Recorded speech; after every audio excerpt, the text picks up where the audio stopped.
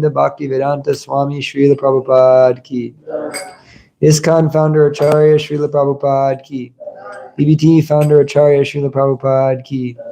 Jayom Vishnupad Paramahamsa Parivra Acharya Ashtotter Srimad His Divine Grace Srila Bhakti Siddhanta Saraswati Goswami Maharaj Prabhupada ki.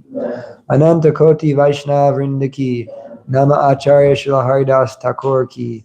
Prem Sikaho Shri Krishna Chaitanya Prabhu Nityananda Shri Advaita Gadadhar Srivas Adi Gaur Bhakta Vrinda ki. Shri Shri Radha Krishna Gopa Gopinath Shama Kund Radha Kund Giri Govardhan ki jai. Shri Vrindavan Dham ki jai. Shri Mayapur Navadvip Dham ki jai. Shri Jagannath Puri Dham ki jai. Ganga Maya ki jai. Jamuna Maya ki jai. Bhakti Devi Tulsi Maharani ki jai. Harinam Sankirtan Yagya ki jai. Hare Krishna Maha Mantra ki jai. Grantaraj Srimad Bhagavatam ki jai. Shri Shri Radha Madhava ki jai. Shri Shri Gauranitai ki jai. Shri Shri Sitaram Lakshman Hanuman ki jai. Shri Nishingadev Bhagavan ki jai. Shri Shalagram Vishnu ki jai. Shri Gopal ki jai. Shri Giriraj Govardhan ki jai. Nitai Gaur Premanande. All glory to the assembled devotees. All glory to the assembled devotees. All glory to the assembled devotees. All glory to Sri Sri Guru and Sri Gauranga. All glory to Srila Prabhupada. Om Namo Bhagavate Vasudevaya. Om Namo Bhagavate Vasudevaya. Om Namo Bhagavate Vasudevaya. Bhagavate Vasudevaya. Om Namo Bhagavate Vasudevaya. Om Namo Bhagavate Vasudevaya. Narayanam Namaskritam Naram Chaiva Narottamam Devim Saraswatim Vyasam Tato Jayam Vadirayat Nastapreshu Bhadreshu Nityam Bhagavata Sevaya Bhagavate Uttama Shloke Bhaktir Bhavati Naishtaki. Hare Krishna, everybody.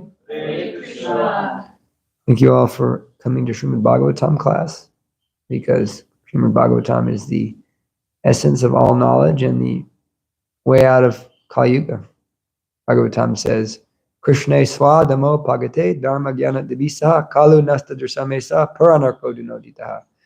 This Bhagavad Purana is brilliant like the sun, and has arisen just after Krishna's departure to his own abode, accompanied with knowledge and religiousness. Those who take shelter of this Purana will gain light from the dense darkness of the age of Kali. So, very, very beautiful thing to be part of Srimad Bhagavatam class. So today we'll be reading from Srimad Bhagavatam 421:35. Instructions by Maharaj Prithu. This is such a nice place in the Bhagavatam, actually. It's like the wisdom of the sages. They always say, like, Bhagavatam's like a banana. You know, like, it's a good part of the banana, but the whole banana is sweet, right? Bhagavatam's always sweet.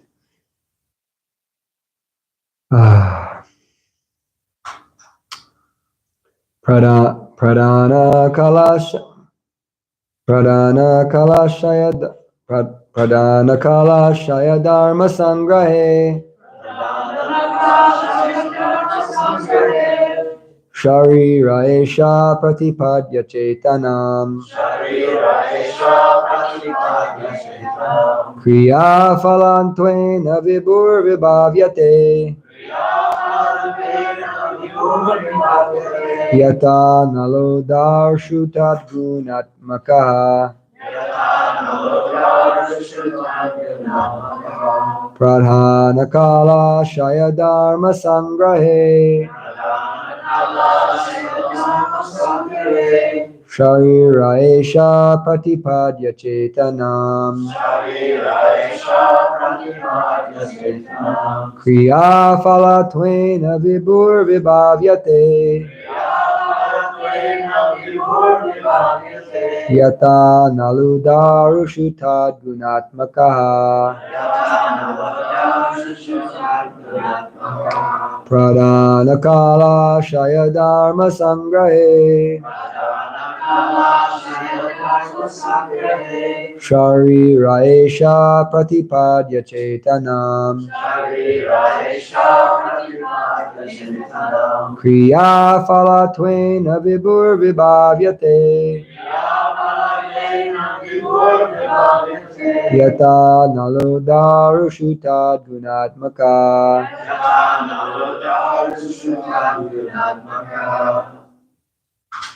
Pradana Kalashaya Dharma Sangrahe Paranakala Shaya Dharma Sangrahe Sharira Esha Pratipadya Chetanam Sharira Pratipadya Chetanam Kriya Palatvena Vibhor Vibhavyate Kriya Falatvaina Vibhur Vibhavyate Yata Nalodarushuta Gunatmakaha Yata Naludarushuta Gunatmaka Pradhanakala Shaya Dharma Sangrahe Shariraesha Pratipadya Chetanam Kriya Falatvaina Vibhur Vibhavyate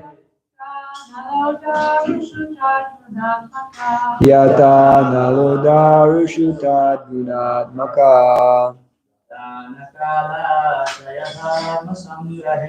Pradhanakala Shaya Dharma Sangrahe Shariraesha Pratipadya Chetanam Kriya Falatvaina Vibhur Vibhavyate Yata Naludarushuta Gunatmaka Pradhanakala Shaya Dharma Sangrahe Shariraesha Pratipadya Chetanam Kriya Falatvaina Vibhur Vibhavyate Yata Naludarushuta Gunatmaka. Word for word. Pradhana, material nature. Kala, time. Ashraya, desire. Dharma, occupational duties. Sangrahe, aggregate. Sharire, body. Eshaha, this. Pratipadya, accepting. Chetanam, consciousness. Kriya, activities. Phalatvaina, by the result of. Vibhu, the Supreme Personality of Godhead. Vibhavyate, manifested. Yata, as much as. Analaha, fire. Darushu, in the wood. Tat guna atmakaha, according to the shape and quality. Translation by Srila Prabhupada. The Supreme Personality of Godhead is all-pervading, but he is also manifested in different types of bodies, which arise from a combination of material nature, time, desires, and occupational duties. Thus, different types of consciousness develop, just as fire, which is always basically the same, blazes in different ways according to the shape and dimension of firewood. Please repeat. The Supreme Personality of Godhead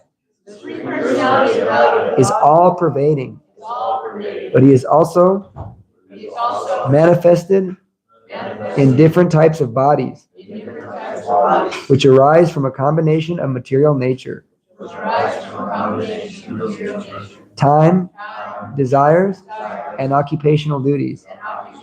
Thus, different types of consciousness develop, just as fire, which is always basically the same, blazes in different ways according to the shape and dimension of firewood. Purport.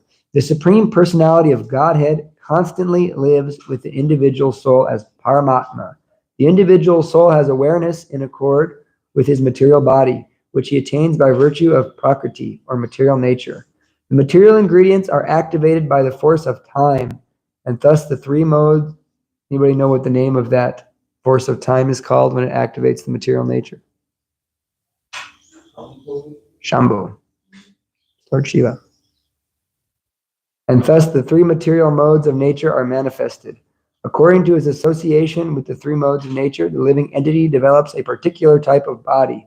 In animal life, the material mode of ignorance is so prominent that there is very little chance of realizing the Paramatma, who is also present within the heart of the animal.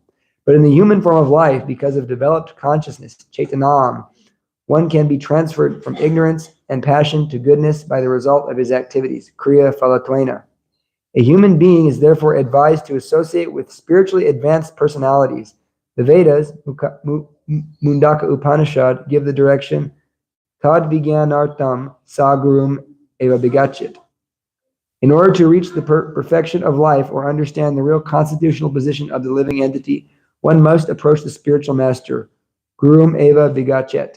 One must, it is not optional. It is imperative that one approach the spiritual master, for by such association, one proportionately develops his consciousness toward the Supreme Personality of Godhead. The highest perfection of such consciousness is called Krishna consciousness. According to the human body given by Prakriti, or nature, one's consciousness is present according to the development of consciousness. One's activities are performed, and according to the purity of such activities, one realizes the Supreme Personality of Godhead, who is present in everyone's heart. The example given herein is very appropriate. Fire is always the same, but according to the size of fuel or burning wood, the fire appears to be straight, curved, small, big, etc. According to the development of consciousness, God realization is present. In the human form of life, it is recommended, therefore, that one undergo the different types of penances and austerities described in the Bhagavad Gita: Karma Yoga, Jnana Yoga, Dhyana Yoga, and Bhakti Yoga.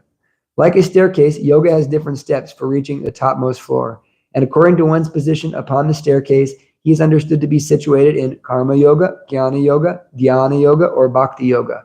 Of course, Bhakti Yoga is the topmost step on the staircase of realization of the Supreme Personality of Godhead. In other words, according to one's development in consciousness, one realizes his spiritual identity, and thus, when one's existential position is purified fully, he becomes situated in Brahmananda, which is ultimately unlimited. Therefore, the Sankirtan movement contributed by the Supreme Personality of Godhead as Lord Chaitanya is the direct and easiest process for coming to the purest form of consciousness, Krishna consciousness, the platform on which the Supreme Personality of Godhead is fully realized. Directions for performing different types of yagyas are specifically arranged for the highest realization of the Supreme Lord, as confirmed in the Bhagavad Gita by the Lord himself. The Supreme Personality of Godhead is realized according to the proportion of one's surrender. Yeta mam prapadyante tam stataiva bhajamyaham. Full surrender, however, occurs when a man is perfectly in knowledge. Bahunam janmanam mante kadavam mam prapadyate. Srila Prabhupada ki jai. Om Ajnana Tamarandasya Gyananjana Shalakaya Chakshuranmilitam Jaina Tasmai Sri Gurue Namaha Sri Chaitanya Manobhistam Stapitam Yena Bhutale Swayam Rupa Kadamayam Dadati Swapadantikam Vandeham Sri Guru Sri Yuta Padakamalam Sri Gurun Vaishnavamscha Sri Rupam Shagajatam Sagana Raghunathan Vitam Tam Sajivam Sadvaitam Savadutam Parijana Saitam Krishna Chaitanya Devam Shri Radha Krishna Padan Sagana Lalita Shri Vishakan Vitamscha Hey Krishna Karuna Sindhu Dinabandhu Jagatpate Gopesha Gopika Kanta Radha Kanta Namostate Tapta Kanchana Gaurangi Radhe Vrindavanishwari Vishubhanu Shruti Devi Pranamami Hari Priye Vancha Kalpa Tarubhyascha Kripa Sindhu Bhyevacha Patitanam Pavanebhyo Vaishnavebhyo Namo Namah. Jai Shri Krishna Chaitanya Prabhu Nityananda Shri Advaita Gadadhar Shri Vasari Gaura Bhakta Vrinda Hare Krishna Krishna Krishna Hare Hare Hare Rama Rama Rama Hare Hare. Namo Vishnupadaya Krishna Prishtaya Bhutale Srimate Bhaktivedanta Swami Iti Namane Namaste Saraswate Devi Gauravani Pachadane Nirvishesha Shanyavari Pashtata Deshatadane Namaste Jivanandaya Dasaya Vanachanine Prabhupada Vallabhaya Singasila Vanurnine Agyana Dvanta Gramanam Pashtachapatitatmanam Jnana Gurute Achitarine Chakshashe Namaha. So it's a very important section of transcendental knowledge to understand. What is the nature of the soul, the super soul? How is it that we're conditioned? And Krishna explains this elaborately in the 13th chapter of the Bhagavad Gita, which is very, very important. Although sometimes people don't like the 13th chapter of the Bhagavad Gita. They think it's boring because it's very, very philosophical, very much based on knowledge. It's the very first chapter in the Jnana Yoga section of the Bhagavad Gita. But there's some verses here that mirror this verse, and one of them is Purusha Prakriti Stohi Bhakte Prakriti Jangunam Karnam Guna Sangosyad Sadasad Yoni Janmashu. The Supreme Personality of Godhead Krishna is explaining, he's saying that how is it we are conditioned? It's very important to understand how is it we're conditioned.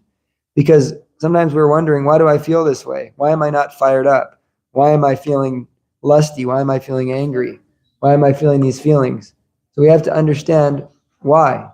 So Krishna says, Purusha Prakriti Stohi, that the living entity is situated, Purusha, he's situated in Prakriti, living entity situated in the material nature, Bhakte, he's enjoying this material nature, Bhakte Prakriti Jangunan, born from the modes of material nature. Why? Karnam, because. Karnam Guna Sangosyad, because he's having Sangha with those gunas.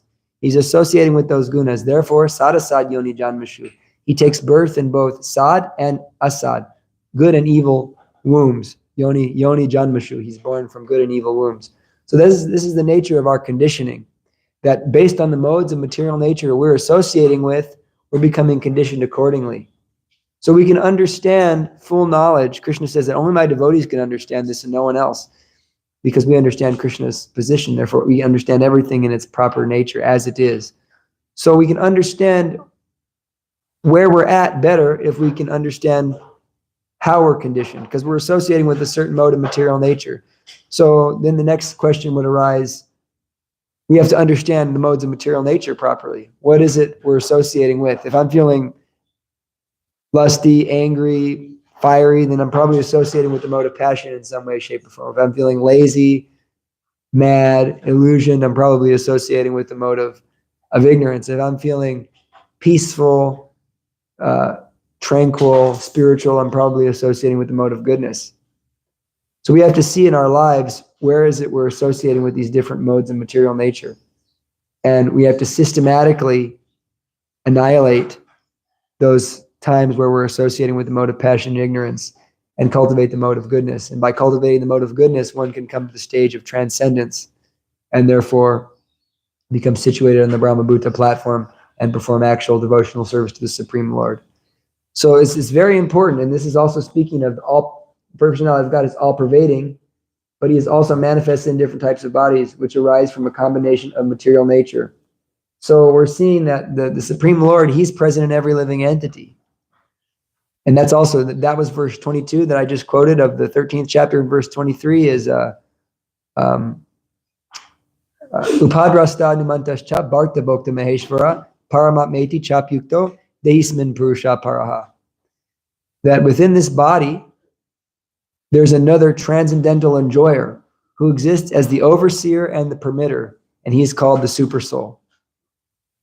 So this is something that those who are impersonalists, those who have limited knowledge, can understand. But Krishna is explaining it in full in the Bhagavad Gita, 13th chapter, where there's six sections of understanding real knowledge. And Arjuna asks about each section. He says he wants to know about the Chaitra, the field. What is going on here? He wants to know about the Chaitragya, the knower of the field. He wants to know about Purusha, the enjoyer. He wants to know about Prakriti, nature. He wants to know about Jnana, what is real knowledge, and Gyam, what is the object of real knowledge. This is what Arjuna, he has these 6 inquiries to Krishna in the beginning of the 13th chapter. And Krishna explains that by understanding all 6 of these, one can have perfect knowledge and won't take birth again. So we should understand this very nicely. So Krishna is explaining that Paramatmeti Chapyukto Dehismin Purusha Paraha, that there's this other transcendental enjoyer, Upadrasta Numantascha Bharta Bhokta Maheshvara, he's the Bharta, he's the master, Bhokta, he's the enjoyer, he's the overseer, and he's the permitter. And he's called the super soul. And so Krishna has explained that although you, the individual soul, are also a enjoyer, I'm the supreme enjoyer because I'm situated in everybody's body as the super soul.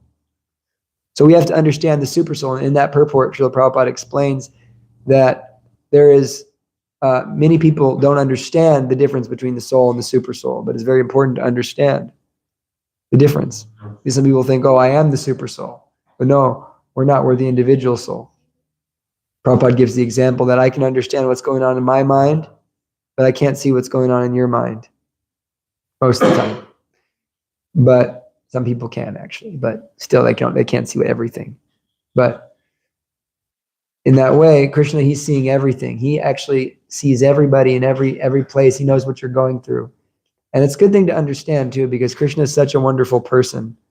Part of bhakti yoga means realizing a relationship with Krishna. And as you practice in time, you begin to notice and feel a connection with Krishna that's not just, what we're being, it's not just the books. There's actually some personal reciprocation. And you start to understand how merciful Krishna is. You can never understand that fully, but you understand how merciful and kind Krishna is, how much Krishna understands what you're going through better than what you even think you're going through. Krishna understands what it is you're going through. And that's a very powerful realization. And Krishna is, he's the friend of all living entities. He's the friend of everyone. What is it? Yeah, he's the best friend of all living entities. So he cares deeply about us, and he really wants to help us return back home to Godhead, and he's willing to help us. And so we just talk to Krishna, talk to the super soul, and we become so enlivened in our spiritual life. But if we don't, it's very difficult to not have that prayer life, that internal life of speaking to Krishna. Sometimes I admire the Christians because they really know how to pray sometimes. And I think devotees sometimes, of course, not all devotees by any means. Of course, you read the Bhagavatam, not by any means, but sometimes we're coming in from like New Age world and we never had any spiritual experience or did anything with God. And there's kind of this lack of a sense of prayer, of speaking to God. And so I admire that in the Christians. But so we have to understand these 6 objects of knowledge. First is the Chaitra, the field. So what is the field? This is the place we're at, or the body, Chaitra. So the body is the field, and we think actually everything we're perceiving is in the body. It's kind of a far out realization that the image you're seeing with your eyes is in your head. You're seeing it in your head. The smells you're smelling with your nose is also in your head. It's all your perception. It's all your sense organs. Everything is being made and programmed into this body. And so what is the external world is actually being seen inside. So the body is the field. And who's the knower of the field? The Kshetragya. So Krishna has explained that there's the Jiva, the individual soul, and the super soul. So one is the big enjoyer, one is the little enjoyer. And of course, the famous example given of 2 birds in the tree, just like one bird is tasting the fruits of the tree, and the other bird is just watching that bird taste the fruits. So we're the bird trying to taste the fruits. And like I was explaining, the verse I quoted, Bhakte Prakriti Jangunan, we're enjoying based on the modes of material nature, based on our conditioning, we're enjoying and suffering accordingly. And then there is the Kshetragya, there's the Kshetragya, then there's Prakriti. So what is Prakriti? That's material nature. That's these modes of material nature which we're interacting with. And so it's very important to understand the modes of material nature, because then we can understand what type of situation I'm getting myself into right now. What am I being influenced by? So my Guru Maharaj always talks about staying out of the modes. It's kind of one of his mantras, stay out of the modes. Because we're influenced very easily by the modes. We're bewildered by these modes of material nature, and we can get into a mode. And there's so many nice examples I can give, or some gnarly examples I can give also, of how the modes work. That someone in the mode of goodness is not attracted to the same thing someone in the mode of passion is attracted to. It's so obvious when you really look at it from the objective point of view, that a person in the mode of goodness is not attracted to nasty things. He's attracted to things in the mode of goodness. And the example of the swan is given. The swan is attracted to beautiful lakes of clear water and lotus flowers, and the crow is attracted to garbage heaps. So humans are the same way. You find that some people are attracted to listening to horrible music. You hear on the streets, the rap music, and the rap music's even gone down in quality. It's now just like, not even music anymore. It's just gruntural sounds. Just grunts now. There's not even lyrics. They're just grunting. Yeah. So some people are attracted to that. And what are the lyrics about? The lyrics are all about sex, money, and drugs. That's like all of it consists of sex, money, and drugs. Because that's what people are attracted to, because they're influenced by that. Whereas someone in the mode of goodness, you find, can't even stand that type of music. I know that at one point I used to really love heavy metal music, and I still appreciate it for some of the technicalities in the guitar playing and things like that. But I can't stand to hear it now, because it's very much in the modes. It's pure mode of passion and ignorance. But I can still acknowledge the skill of the musicians, but not the type of music I would listen to. And so I used to hate country music growing up, or folk music. But now when I hear that, it's like more tolerable to me than any type of metal or hard rock, or especially rap. So you see that people are conditioned. And so then there's the rasa, the material rasa of the sexes, that the man is attracted to the woman is attracted to the man, when influenced by the mode of passion, which we all are influenced by the mode of passion by some degree. But that intense lust that arises for the opposite sex is based on, it's the body, right? The body is not a pleasant thing. You can understand, I always give the example of, like kissing someone, it's actually, you never eat after someone, you never do that. You never go and just deliberately eat after someone unless it's your guru or something like that. And then when the mode of passion takes over, all of a sudden you'll kiss someone, which is totally in the mode of passion, because you would never do that otherwise, because you wouldn't eat after them, but then you'll kiss them because the mode of passion is now influencing you. So in that way, the mode of passion takes over. And then the mode of ignorance, that I'm actually going to drink poison and think it's making me feel good, even though I knowingly know it's poison. So then people take intoxication, and sometimes you see on the streets such bad, horrible, they see, like, my friend's face is literally melting off because of doing this drug, and I'm also going to do it. That's the mode of ignorance and madness and illusion.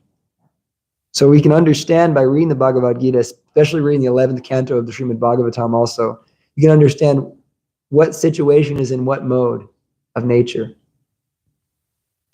And we can understand guna sango syat. Are we associating with that mode? How are we associating with that mode?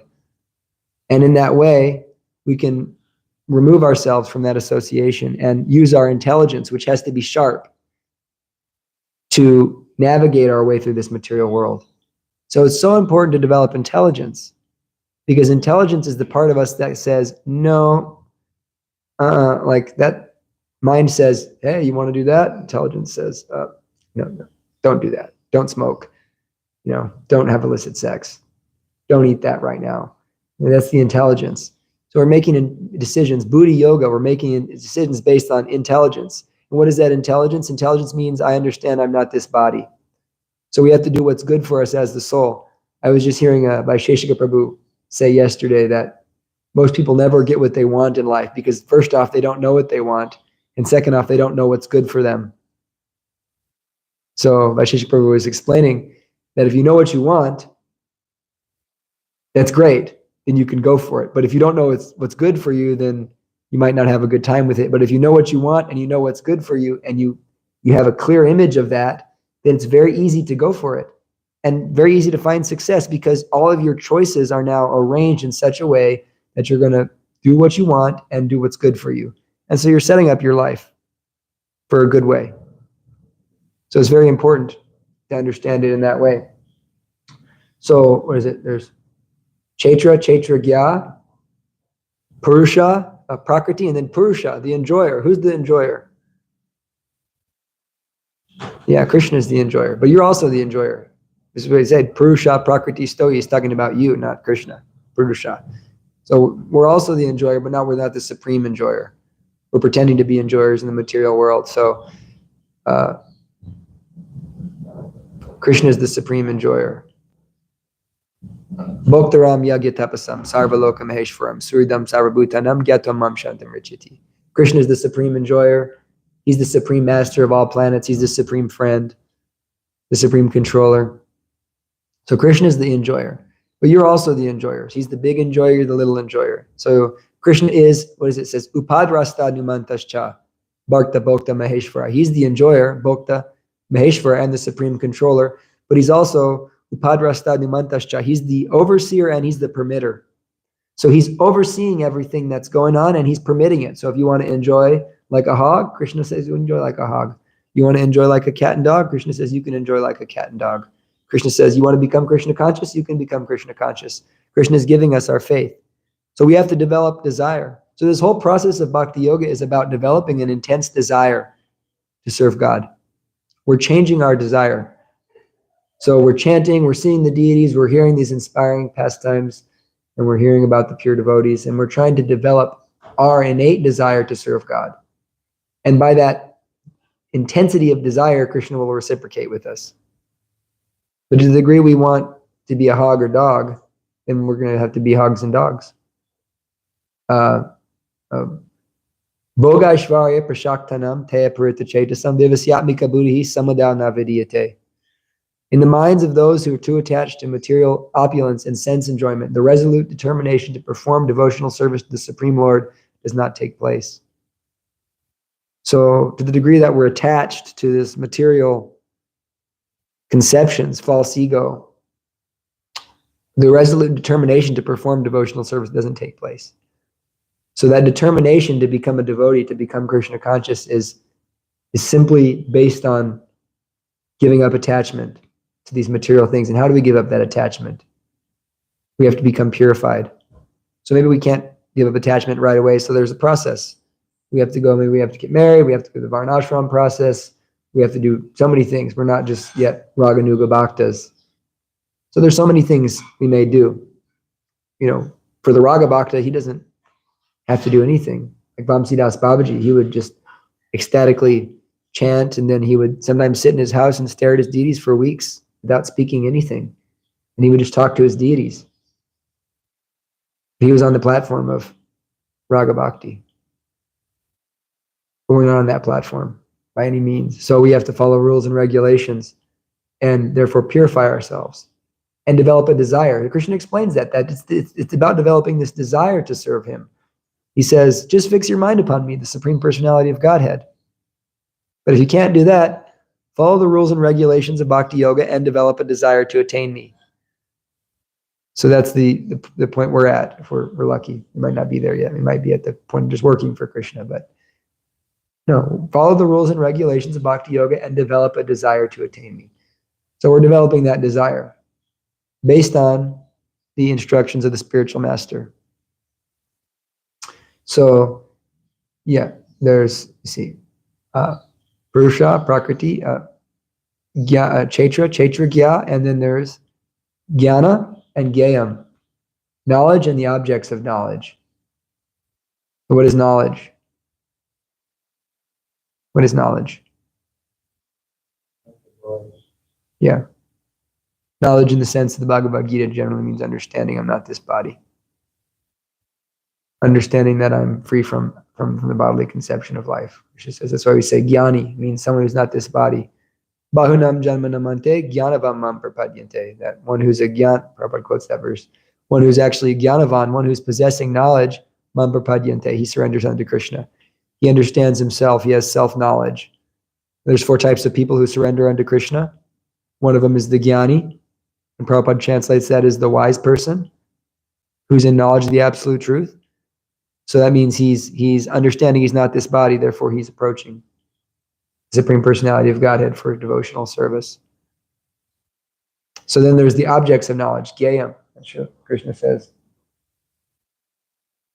Right, what are those objects of knowledge? Anybody know the very first one? What's the very first object of knowledge?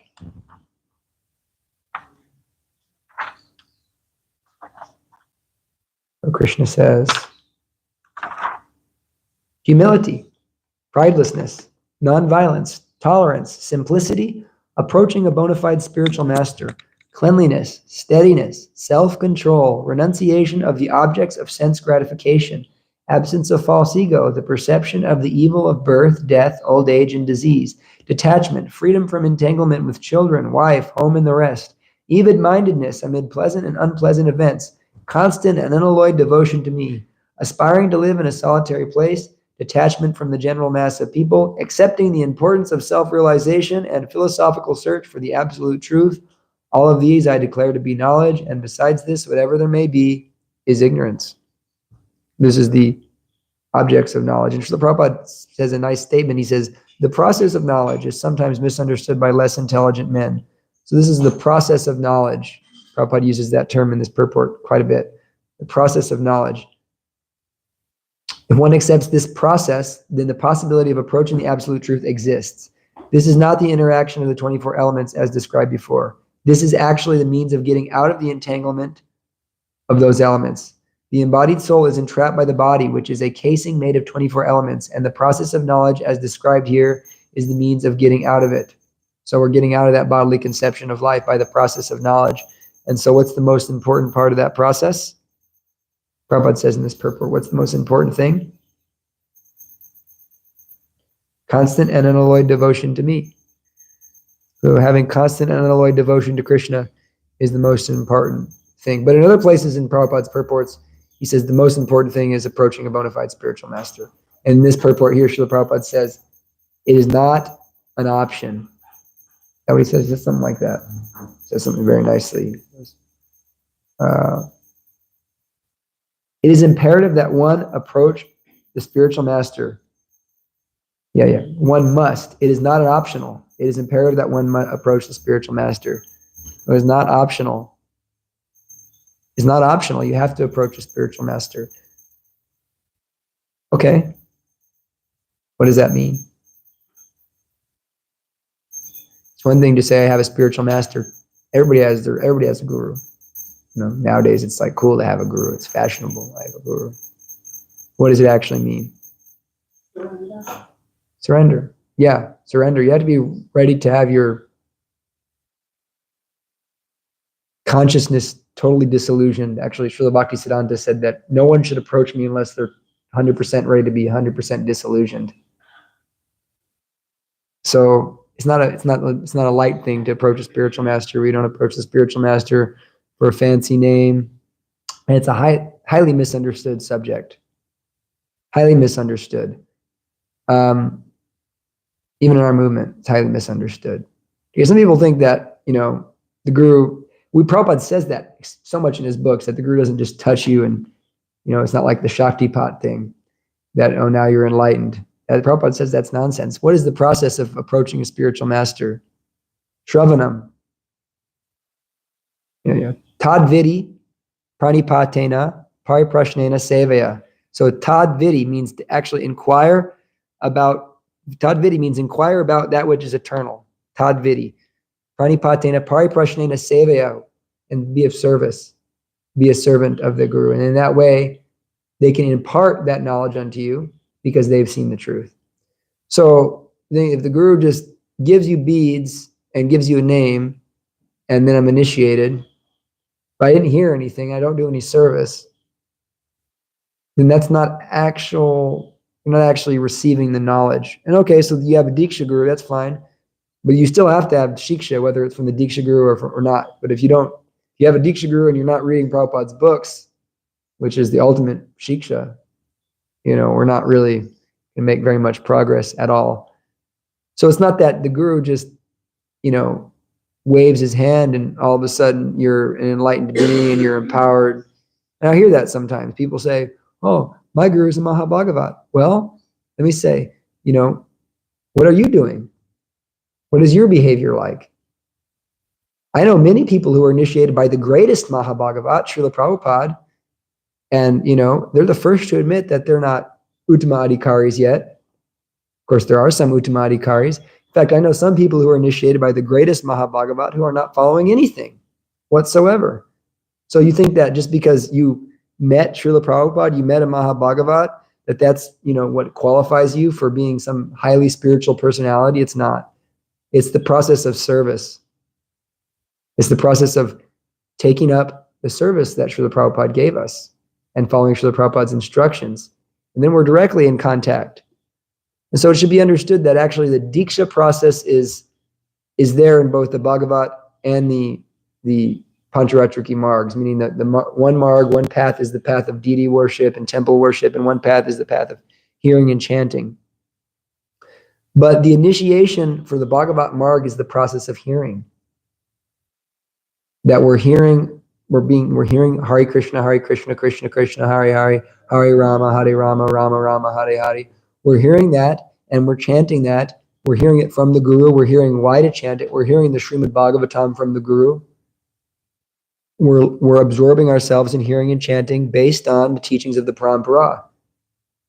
Tadvidi pranipatena. We're approaching the spiritual master, hearing from him and serving him submissively. And then on the other side of things, we're taking initiation, which is actually, Srila Bhaktisiddhanta is split into two parts, but it's actually one thing, is first and second initiation.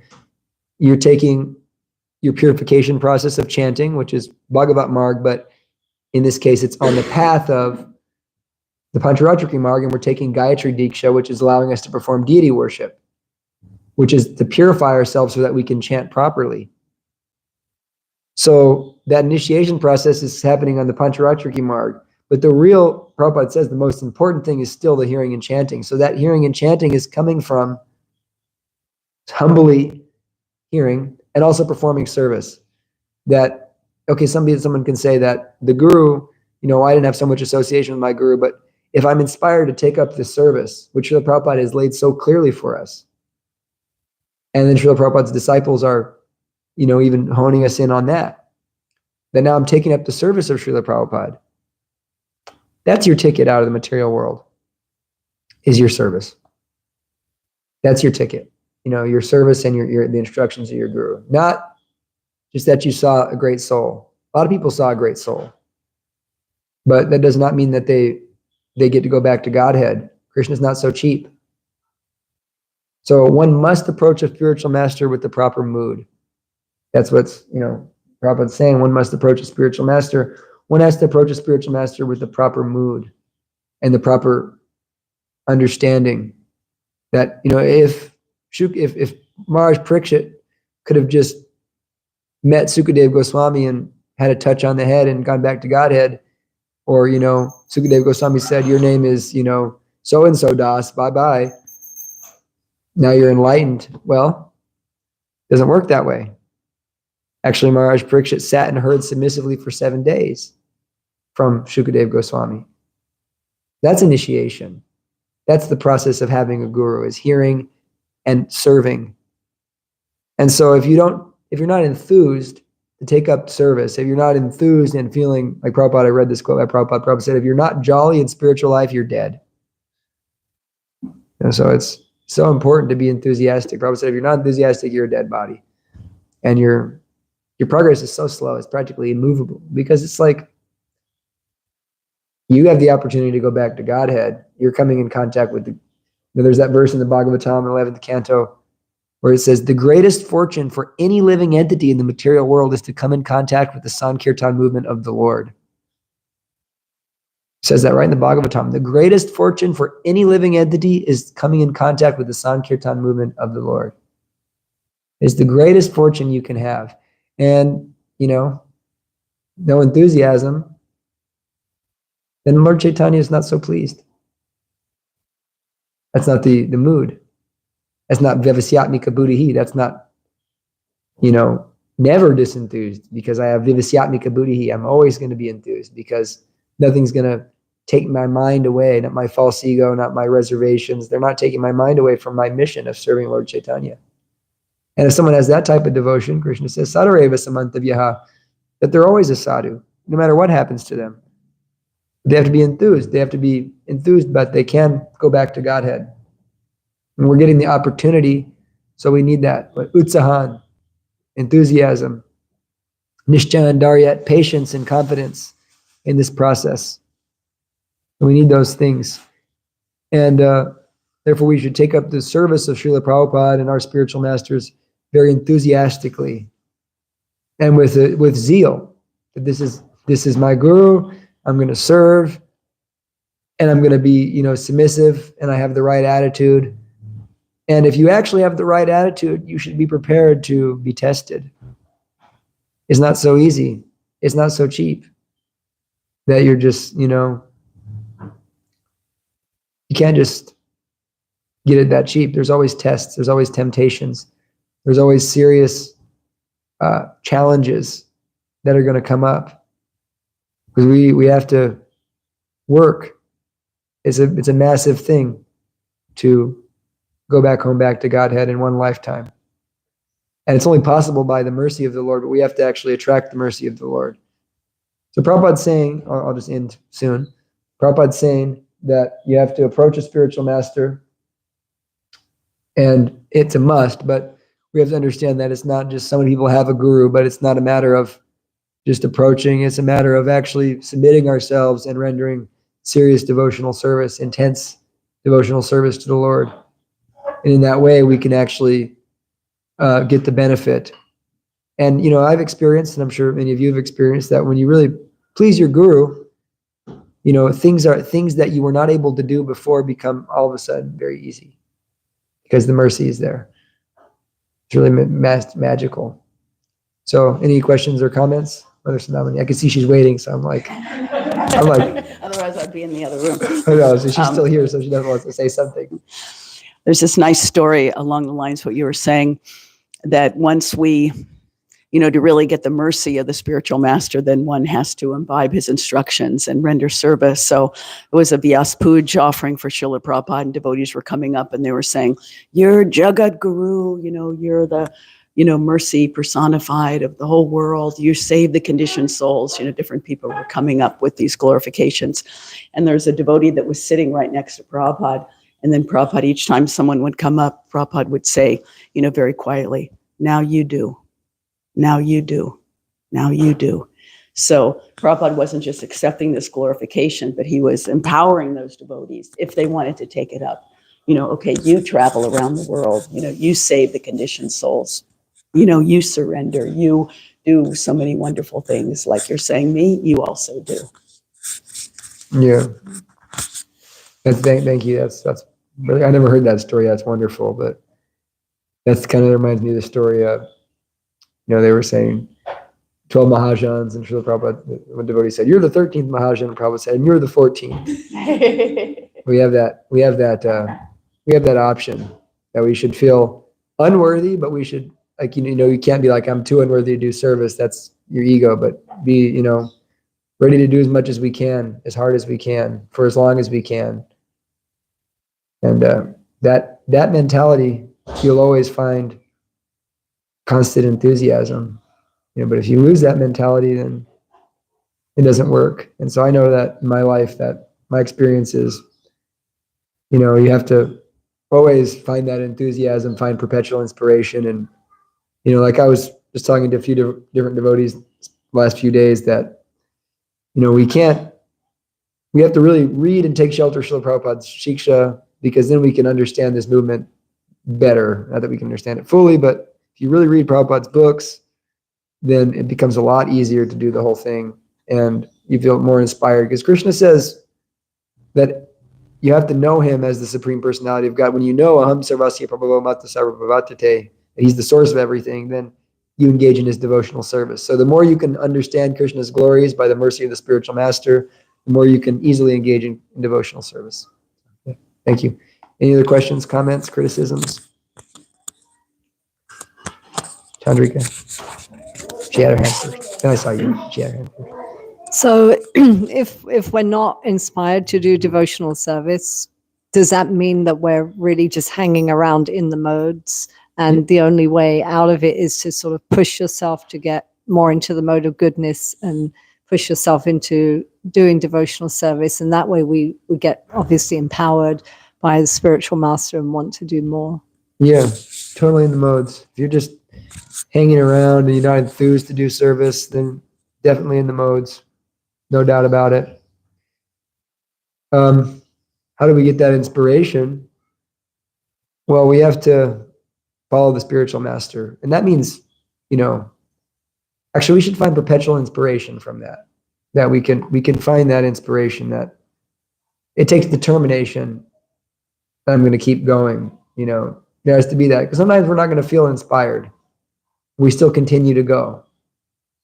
And that means you're situated in Krishna conscious. Matra sparsha shtakonteya sitoshna sukha dukada agamai payano nityas tam tatik shababharataha.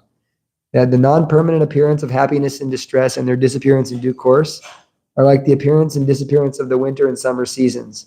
One should learn to tolerate them without being affected. So what does that mean? It means that that doesn't mean we're just tolerating. It means we're tolerating by continuing to do our service, our duty. And then he says, Yamina vyatayante te purusham purushashaba samaduka sukham diram somrit tatmaya kalpate. That one who can tolerate in that way, he is eligible for liberation. So that's just a constant theme in our scriptures, that you have to continue on doing your service without being affected by whatever happiness and distress may befall you. That's our karma. We continue on.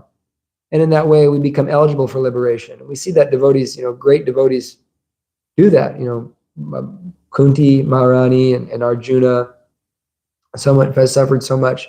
Even Srila Prabhupada, how much did he have to go through and not give up in his service of continuously performing? So you have to continuously surrender and, follow the basic instructions by chanting, having good sadhana and reading. We'll feel inspired. We have to have inspirational sadhana. And even if we don't feel that inspired, if we have good rounds, good sadhana, and we really take shelter of devotee association, that means we have to not see ourselves as better than the devotees. We have to really put ourselves below the devotees. Like Bhakti Ethan's expert at being a very humble devotee. And so that's why he's making so much progress. So the more we can do that, then we'll get the blessings of the devotees. And so we'll really, they'll carry us. And then when the time comes, we'll have to carry them too. Yeah. Divya, you had something to say?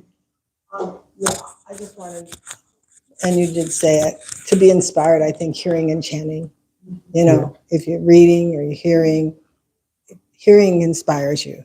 Yeah. And then that makes you want to chant more, Anyway, who was the person I missed? Who was the person who is sitting for days in front of his deities and just praying to him? Oh, Vamsi Das Babaji. Oh, yeah, that was just my question. Yeah, okay. Vamsi Das Babaji. Maharaj. Yeah, he was real. Indra Swami gave a really nice lecture on Vamsi Das Babaji, and he's so avadut. And he's saying, it might be very difficult for us to understand, but when you realize this is a person from Goloka Vrindavan, then all of a sudden you can kind of grasp it a little bit. Quickly, Ramna? Can service be conflated with ego? Absolutely. One of the big illusions is my service. Actually, it's a privilege. It's always a privilege. Krishna can take your service in just a second. And he does. He will. He'll take your service if you think, like the gopis, they were, we're the luckiest girls in the world. And then Krishna disappears. So yeah, we think that if we're puffed up about our service, if we think that because we're on the altar or because we're distributing books that we're better than, the guy cleaning the temple, then it's definitely gonna be a challenge. And it's actually always conflated with ego at my stage, at least. It's always going to be conflated with ego. But the idea is that it's purifying us, and that we're continuing to do it, because we might not be performing exactly pure devotional service at the moment, but we're still getting the Bhakti Mukhi Sukriti. We're still getting the pious credit of Bhakti Mukhi Sukriti, meaning that we're it's Sukriti that's supporting our bhakti. We're getting that good Sukriti to help us in the future attain real devotional service. So yeah, it can be. I mean, especially if we have the wrong attitude about our service, or anyway, it could be ego in that we're just unenthused, anything like that. But when we take it up as a real service to Krishna, surrender, and like Divya Mataji was saying too, like everything kind of goes back to our rounds. If you have good rounds, service rounds, then that's going to fulfill your whole day. If you have half rounds, you're not chanting nice rounds, your mantra is not clear, then your service isn't going to be clear, your mind's not going to be clear. And all the other fences kind of come out of that. But the good rounds, attentive rounds, Hare Krishna, Krishna Krishna, Hare Hare, Hare Rama, Rama Rama, Hare Hare. Chant like that, then you'll find that your whole day becomes enthused. So, yeah. Granthara Srimad Bhagavatam ki.